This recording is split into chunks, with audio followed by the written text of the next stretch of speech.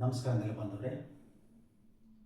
1802ರಲ್ಲಿ William ಲ್ಯಾಂಪ್ಟನ್ ಅವರು ಥಿಯೋಡಲೈಟ್ ಉಪಕರಣದಿಂದ GTS ವಿಧಾನವನ್ನು ಉಪಯೋಗಿಸಿಕೊಂಡು ಮೂಲ ಭೂಮಾಪನವನ್ನು ಪ್ರಾರಂಭ ಮಾಡಿದರು.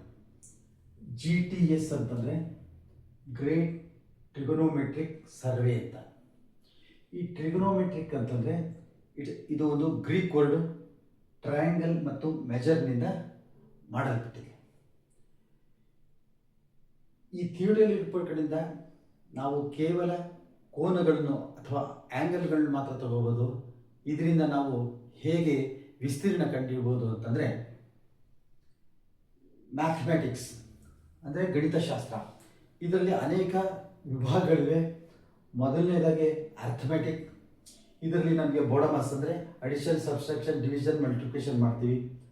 ಆಲ್ಜಿಬ್ರಾ ಅಂತ ಇದೆ, ಇದರಲ್ಲಿ a+b² a² + 2ab + c² ಅಂತ ಇರುತ್ತೆ.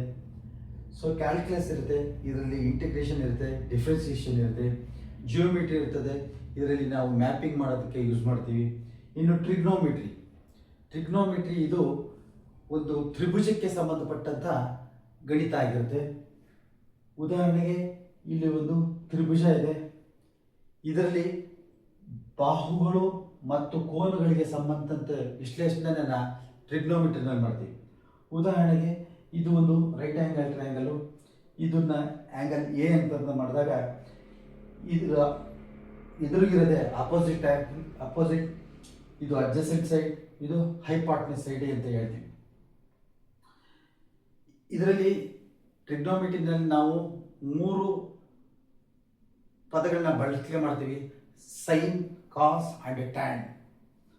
ಸೊ ಸೈನ್ ಇದು ಆ್ಯಂಗಲ್ ಎ ಆಗಿರೋದ್ರಿಂದ ಸೈನ್ ಎ ಅಂತಂದರೆ ಆಪೋಸಿಟ್ ಬೈ ಹೈಪಾಟ್ನಸ್ ಆಗುತ್ತೆ. ಕಾಸ್ ಅಂತಂದರೆ ಅಡ್ಜಸೆಂಟ್ ಬೈ ಹೈಪಾಟ್ನಸ್ ಆಗುತ್ತೆ. ಟ್ಯಾನ್ ಅಂತಂದರೆ ಆಪೋಸಿಟ್ ಬೈ ಅಡ್ಜಸೆಂಟ್ ಆಗುತ್ತೆ. ಇದನ್ನೇ ನಾವು 1/sin ಎ ಆಯಿತು ಅಂತಂತಂದರೆ ಕಾಸ್ ಎ ಆಗುತ್ತೆ. 1/cos ಎ ಅಂತಂದರೆ 1/cosecant ಎ ಆಗುತ್ತೆ. 1/tan ಆದರೆ cot ಎ ಆಗುತ್ತೆ.